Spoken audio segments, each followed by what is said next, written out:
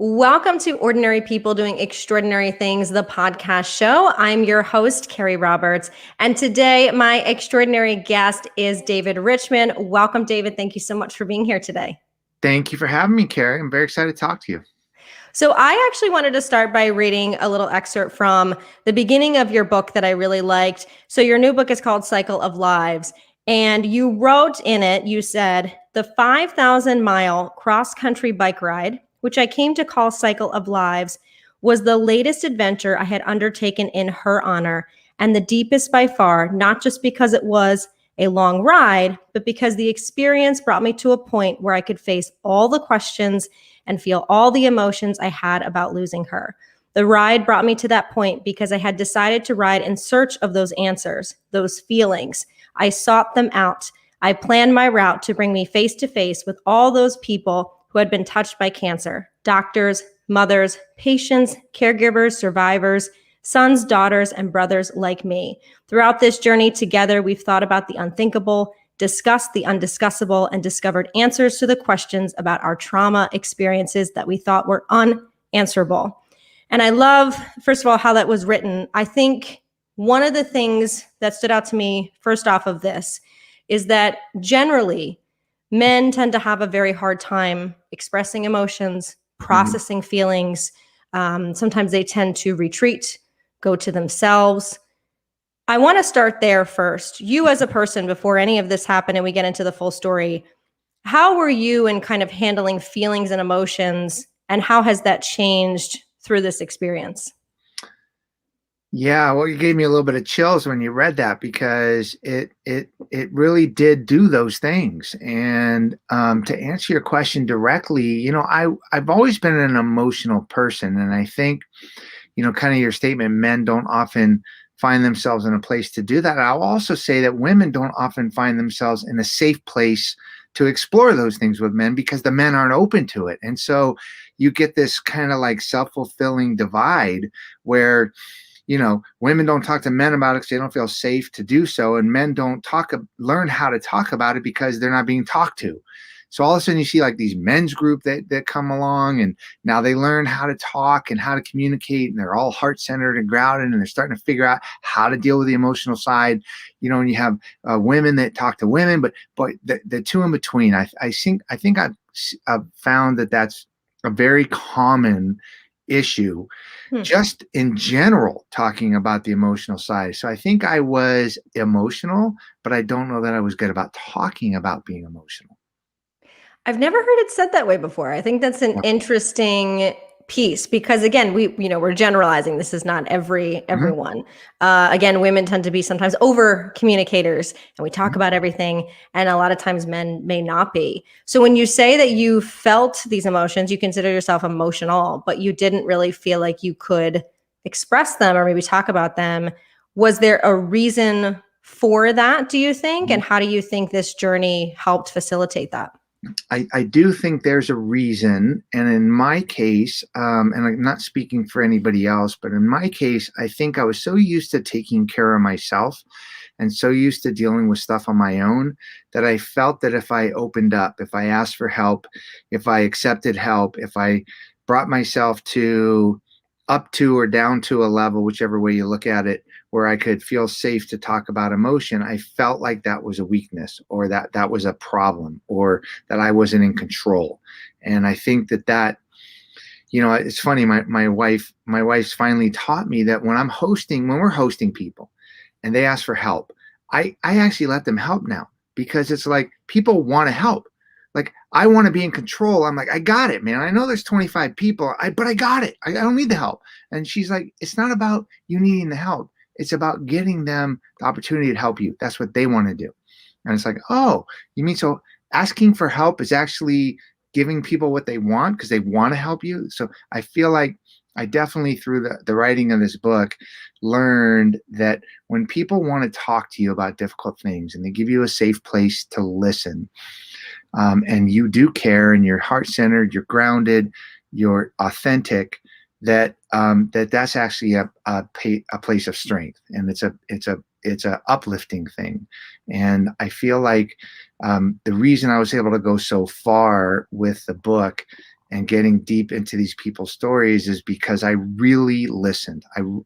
I asked questions because I wanted to know the answer, and I really listened. And I think bringing it back to me is when I know that people ask a question they really want to know the answer to, like they're being authentic and real, and like a safe place for me to tell them the answer, then it's like, wow, man, that's kind of a cool thing, right? Yeah, no, I love how you just said that, because I don't think I've thought about it that way. Mhm, And like you said, that people, they want to help, being able to listen. It's not a sign of weakness. And so I thank you for sharing that. Now mhm, let's kind of go back a little bit more to the beginning. So mhm. it's your sister that passed away a few years ago from brain cancer.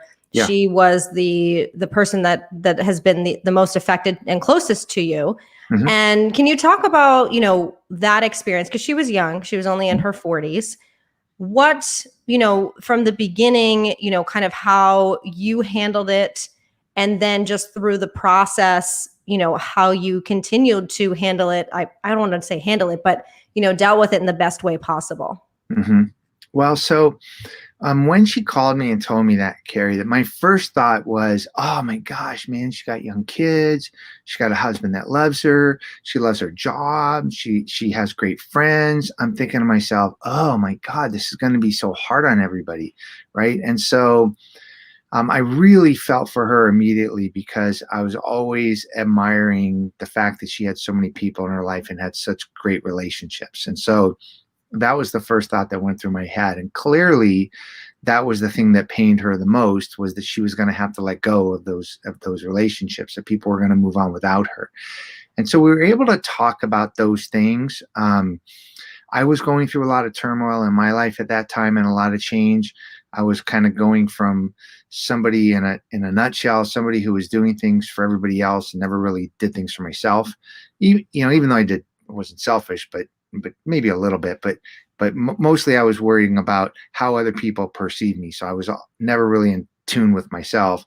And then I was also like an overweight smoker, wasn't athletic. And I was going through changes to fix both those bad parts of my life. And then all of a sudden my sister gets cancer, and, I'm dealing with that emotional thing too. So I was going through a lot of changes, and it just, I mean, I don't want to say opportunity like a positive thing, but it did give me an opportunity to get closer to her, and also to discover this kind of idea that people really are not equipped to talk about the emotional side of trauma and the emotional side of death. I mean, the emotional side of cancer and other things too, but cancer is something special. It's like something kind of shrouded in a little bit of mystery that, it's just people just don't talk about the emotional side of it. And so going through that with my sister and becoming really aware of that facet started this whole project. And it went on for years and years and years. Learned a lot, met a lot of great people. But that was the genesis for it all. And it all came from this realization that people care. They just don't talk about the emotional side of it. Yeah, I think, not even just in the cancer space, but when you just think about death in general, we just went through pandemic. So many people lost a lot of loved ones very Hmm. quickly, very suddenly. Yeah. And the trauma of that, let alone everything else that we dealt with through that time. I've interviewed on this show people who are cancer survivors. I've interviewed people that talk about being a caregiver and the stress that has. I've Hmm. interviewed people that have nonprofits. So, what's interesting about your journey in your book is you really talk about how cancer affects a variety of people: the doctors that work with the patients, the siblings, the kids, the spouse, the person going through it. Was there any common threads that you saw through all those Yeah. people, like similar feelings or emotions, or were there a lot of differences from when you spoke to them? A very different experiences, but two very common themes, which is what really kept driving my project forward, and what also allowed a lot of changes in me with them. A lot of ways I've interacted with people where I think I've had the greatest effect is based around two themes that are very common.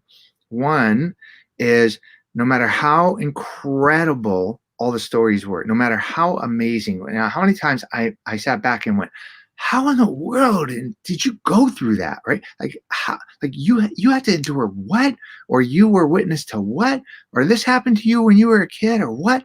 no matter what. Every single person went, my story's not that interesting, right? And because we're all just living our lives. So I found out that even if it's for 5 minutes of somebody's life, or 5 years, or their entire life, if you really listen and you get to the heart of a certain issue, especially some things that are transformative, eye-opening, revelatory about people, they're all interesting. People are very, very interesting. And I just thought that was something amazing to learn, that was a very common thread. The other common thread was, even if they had processed it, Carrie, which most hadn't, every single person could resonate with the theme of, I can deal with the tasks of cancer. As a doctor, I know how to deal with my patients. I know how to be an oncologist. I know how to work the medical system. I know how to see more patients and blah, blah, blah, right? As a patient, as a caregiver, they all knew about the task about it. Mm-hmm. A very common theme was that it resonated with them, that they weren't good at, or they had tons of people around them that weren't good at talking about the emotional side of it. And that was something that was shocking to me, because even caseworkers, even people that were in the wellness community, even people that were in support groups, all of them could identify with that facet of, they just weren't equipped to openly connect with people or deal with the emotional side of it. They didn't know what to say. They didn't know how to make it comfortable for others to talk to them or whatever, but that was a theme that resonated. So that's what I tried to focus on, was highlighting the spectacular about all these people, or the interesting and the evocative about all these people, and then also doing it from a way where we could get to know them, so we could go, oh shoot, you know what, I that identifies with me, with somebody that just said they were going through X or Y. Maybe I can handle it this way. Maybe I can talk to them this way. Maybe they're going through this when I thought they were maybe going through that. Do you know what I'm saying? That makes sense? Yeah, I think like you said, emotions are complicated, and Mhm. I always say, no matter how many people I talk to, the art of communication is never something we fully learn. It is a constant thing that we have to work on and work through. I think, when somebody's going through something, if you're on the other side, sometimes you're like, I don't know if I should say something. I don't know if I should bring it Yeah. up. Should I be a distraction? And then you find yourself saying, how can I help you? And they say, I'm fine, or I don't need help. And then you feel helpless and you're like, do I give them space? Like, what do I Mhm. do? And so there's this awkwardness, because you want to help and you see the other person suffering, but you're not sure what that conversation can be. Oh my Yeah, I'm sure you know You're exactly what I'm talking about. oh my God, you're so exactly right. Because watch, Carrie, you're going through something difficult. Either I heard about it or you mentioned something. And I go, oh my God, is there anything I could do for you? And you go, no. And I go, great. Well, she doesn't want the help. She doesn't need the help. She's okay. She's closed off. I could come to 10 different conclusions about why you said, no, you don't need help. Maybe the first thing and only thing you want is help, but maybe you've been abandoned so many times in your life that anytime you've asked for help, somebody has turned around and went, sorry, dude, not my problem, and walked away and abandoned you. So maybe you don't want to ask for help anymore. So maybe the thing you want most is help, but that's the last thing you're going to ask for. And so maybe in that right, maybe you're fine, right? But I don't know. The thing is, I think we're so accustomed to like not wanting to say the wrong thing, do the wrong thing, put our foot in our mouth, do whatever, that it just limits the connection that we can have. Instead, if I really care about you and you really care about me, if even for just a moment, we're coworkers or we're lovers or whatever, anything in between, and I go, oh my God, I heard about whatever. Are you okay? Do you need anything? And you go, no. And I go, are you telling me? Maybe the better thing is to go, are you telling me no because you think it's going to be a burden? Like, I literally am asking you because I really want to do it. If you don't want the help, that's totally cool. I'm not saying you need it. I'm just saying I want it. Are you telling me no because you don't want it? Or are you telling me no because you want me to really prove that I want to help you? Like, take it a couple of steps further so that you can give that person a safe space to tell you, no, really, David, I really don't need anything. I'm good. Or, you know what, now that you ask, geez, I'm wanting to talk to somebody about X. or whatever. I just say, just Yeah. take it a couple of steps further, even if you feel like uncomfortable.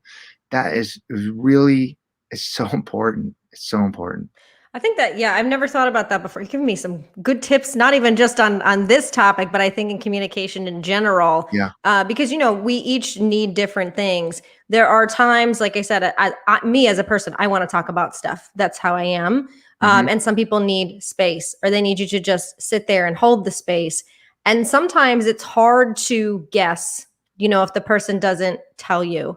Do you Hmm. have any suggestions or things that either you did or when you spoke to people, what they did when you're having that moment, when you're like, okay, all right, they kind of need help, but they haven't really said what it is. And I'm giving what I think they need, but that doesn't seem to be working. Maybe they're Oh, getting sure. annoyed. Where, I'll where give is you, that balance? yeah, I'll give you a perfect example. Okay. So one of the book participants, Bobby, he's going through a really, really difficult time, right? And his dad is going through a difficult time. He's on the phone with his dad, and his dad, they're having their normal conversation. He says to his dad, "Hey, how's so and so doing? I Mm-hmm. heard his wife was sick." And he goes, "Oh my God, I haven't talked to him in like a few weeks." And he goes, "What?" Bobby goes, "You haven't talked to so and so in weeks?" So and so was his childhood best friend that he had known for 60 years, right? They Yeah. talked every week for 60 years. They were close for their whole lives. And he goes, "Well, why haven't you talked to him?" He goes, "Man, his wife died, and she wasn't doing well. She died of cancer, blah, blah, blah, blah, blah." He goes, "I don't know what the hell to say to him." And Bobby's like, "What to say to him? Call him up and ask him what he's having for dinner. Ask him if he wants a Dodger game. See if he needs any errands run. He's your friend." He goes, "But I don't want to say the wrong thing." He goes, like, the only thing he's thinking about, literally, the only thing he's thinking about is, my friend of 60 years is not calling me. They don't care about me. They don't love me. They don't care about me. How uncomfortable is it ever going to be for them to talk? He goes, "Call him up and just talk to him." So Mm-hmm. that's number one. So I'm telling you that story because I worked with a guy. We weren't close friends, but we were friends.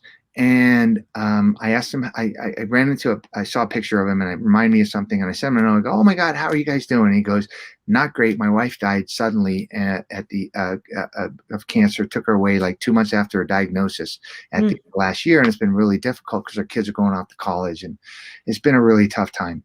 And normally I would have said, "Oh my gosh, I'm sorry to hear that." And I would have ended the conversation going, "I don't want to intrude."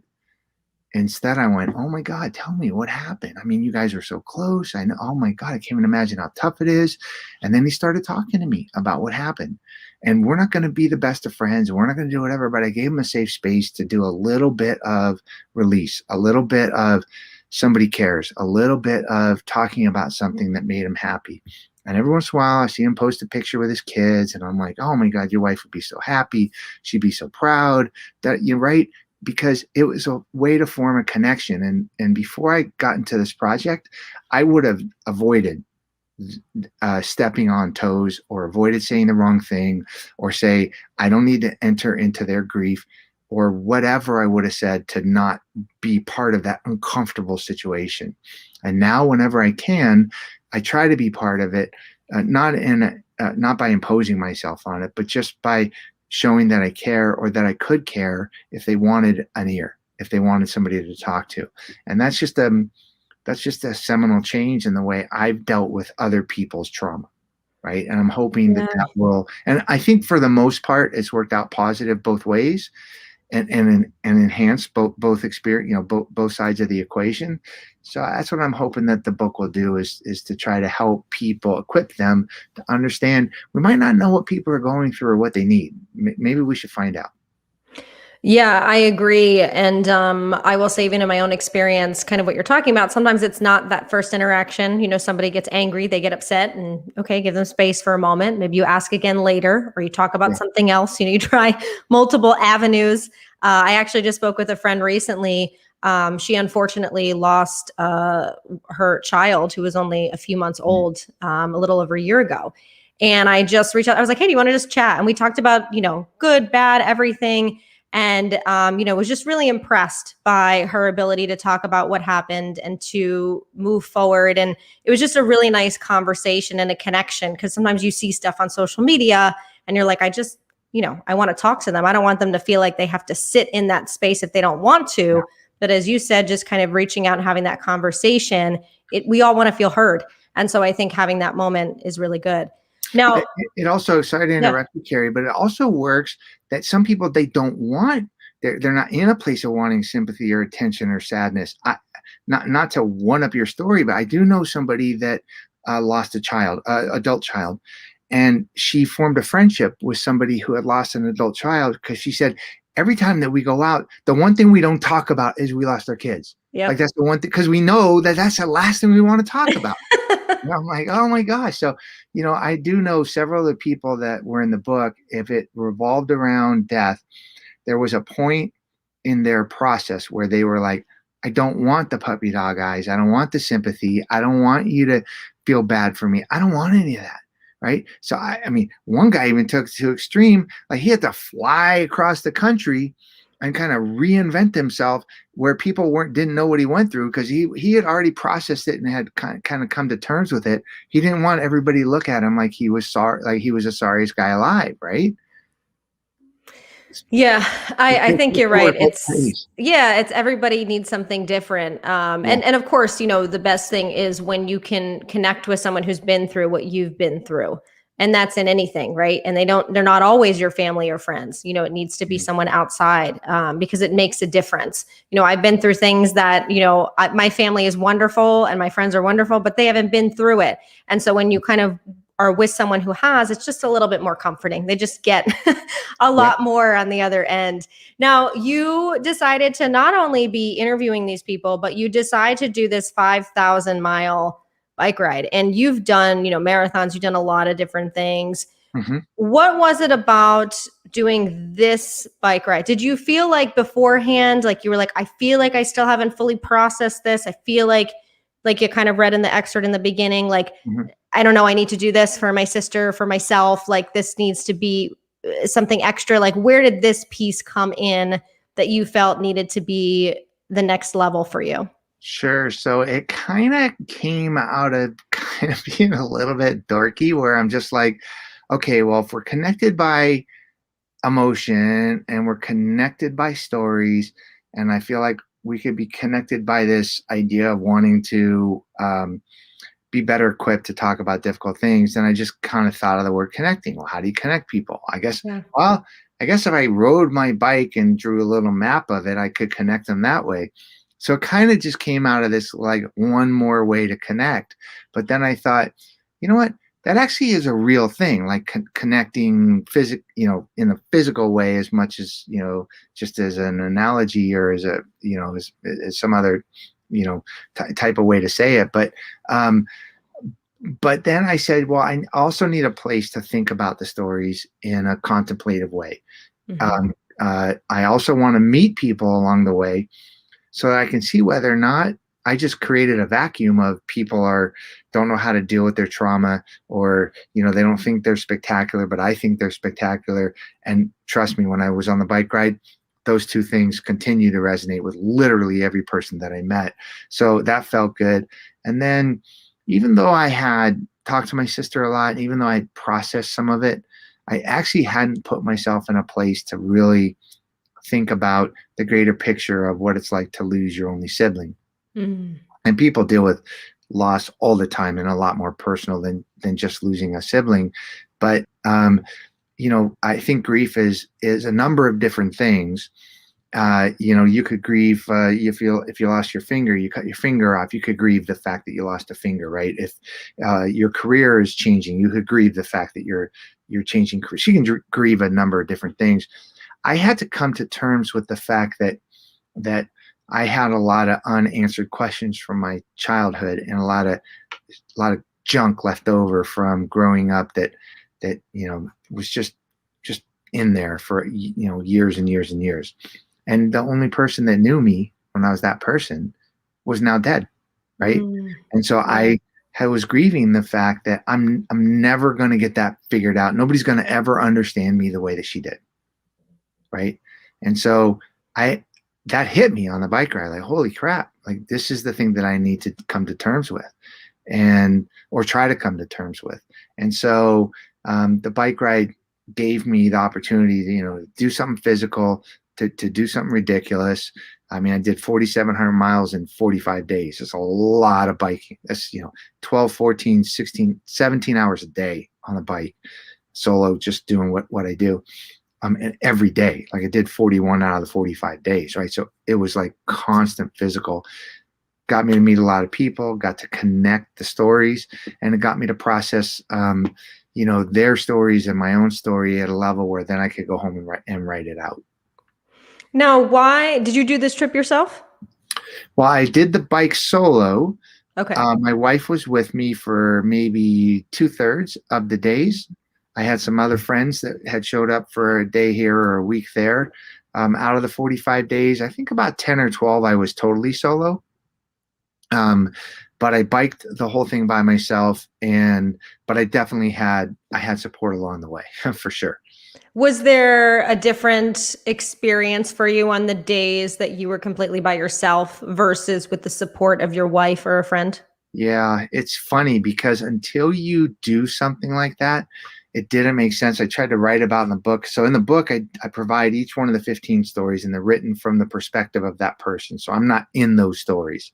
But the Right. narrative in between the stories is the bike ride and my story and how I met the person and the people I met along the way or whatever. And one of the things I talk about is the answer to your question. And it's crazy because on the days when I had somebody, right, I found out that I really, really needed them. Mm. And when the In days what way?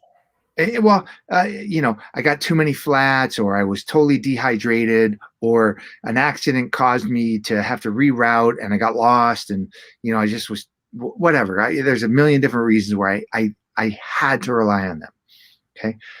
And the days that I didn't have anybody to rely on, I had to figure out a way to not need their help.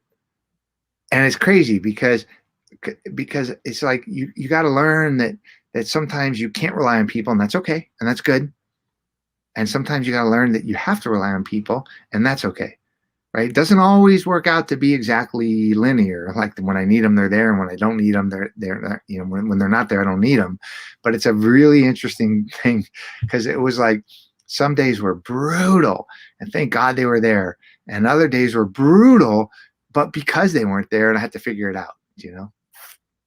Yeah, well, like you were talking about in the beginning of this conversation, the understanding of like, okay, yes, I can do a lot of things by myself, but wow, isn't it nice to have people that can help and Yeah. to have that kind of extra support? In this, it might be okay, I'm dehydrated, a flat tire, things like that, but also how that kind of extends to the emotional support that, family and friends could give you later on as well. Oh, no, most definitely. Yeah, for sure. So, out of all of the stories, was there any one that, besides your own, that really stuck with you or that you really felt connected to in some way? Um, I felt connected to all of them, only because I got so deep. I talked to these, all the book participants, and even the ones that didn't make the book, and I talked to them for a couple of years, right? So I really got to know them, and some of them, their story was fresh. Some of it was decades before, but we always got to a really, really deep place, like really deep place, and some of the stories, they're not, necessarily pessimistic or tragic, but they're moving. And I write the book, I rewrite the story 10 times. I go to my editor, they make me change it. I rewrite it 10 times. I go to the publisher, they make me rewrite it 10 times. Then I rewrite it again. Then I go through it again, and then I send it to them, and then they send their changes, and I rewrite it again. And I've written the story like 40 times, and it still makes me cry.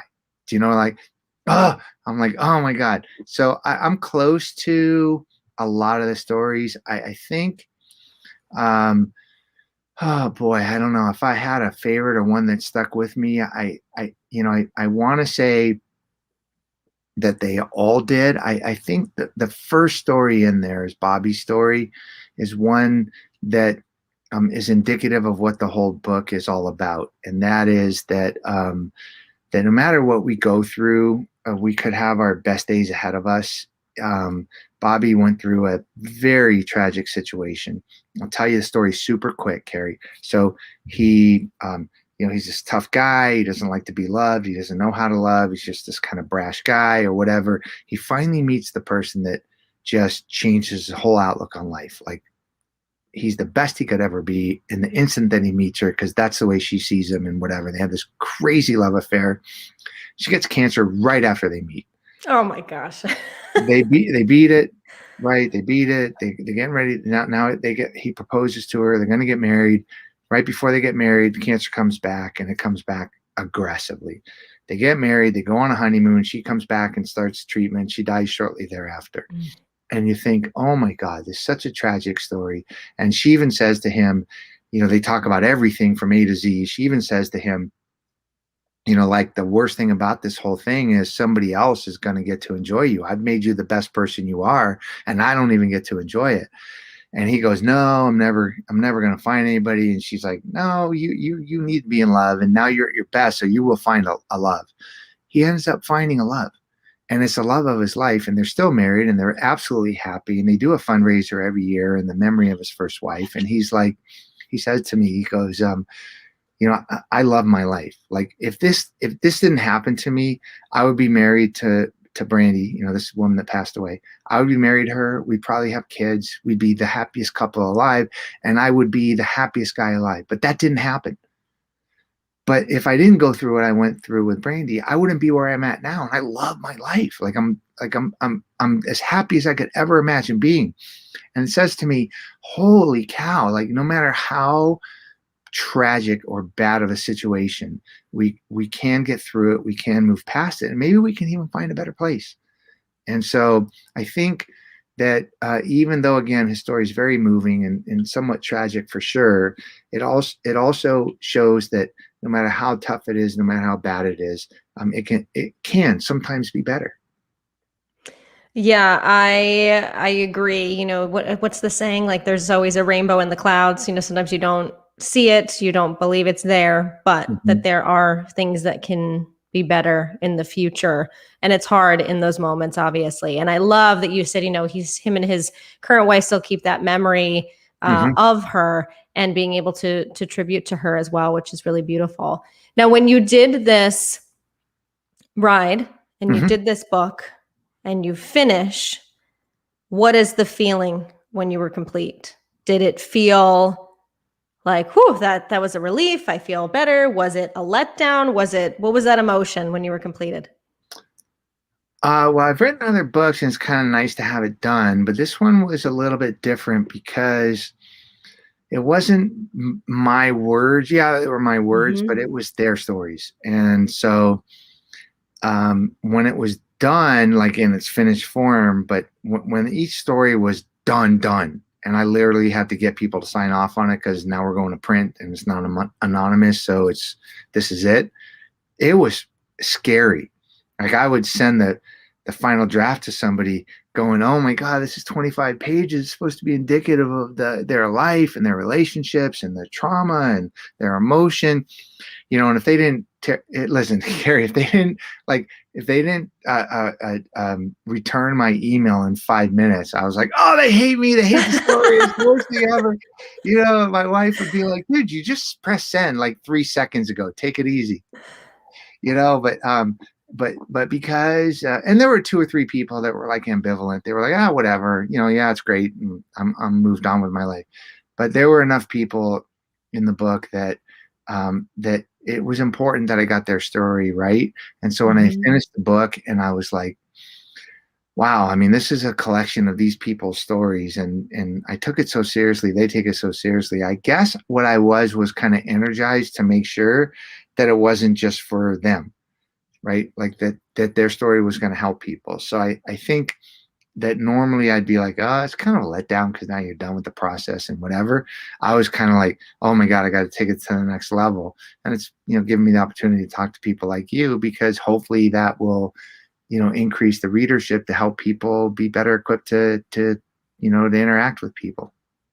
Yeah, no, I agree. It sounds like, the next level is to just expand that message. So if people do want to get the book, or they want to connect with you, where is the best place to do that? Well, with the asterisk of 100% of the net proceeds go to the charities that the book participants each picked. So there's a bunch of different charities.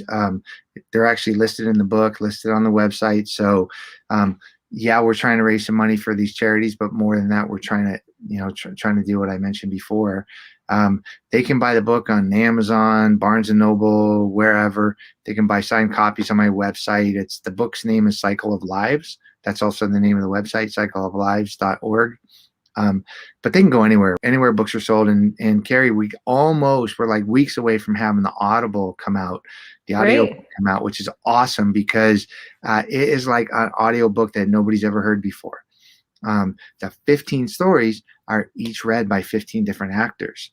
And so it's not like I do the narrative, but I have 15 remarkable actors who each took on one of the stories and made it theirs with their own voice. And it's literally spectacular. Oh, I love that. That's so exciting because yeah, when you hear it, it gives a different emotion Mhm. completely. And I love everything that you're doing. The last question I like to ask all of my guests, David, is what is one word or a quote or mantra that you try to live by every single day? That's easy, because for me, it really is everything that drives me, and that is optimism. And I was talking to somebody the other day, and they said, "Oh, that's cute, but how do you define optimism?" And I went, "Optimism is to the extent that you can, that you believe your best days are ahead of you. Now, sometimes I got a tough day ahead of me, but I think optimism is I'm always looking for how to be better, how to have better relationships, how to do the next thing that's going to excite me." So for me, the thing that drives me is optimism, and I define it by thinking that I'm still looking forward and not in the rearview mirror.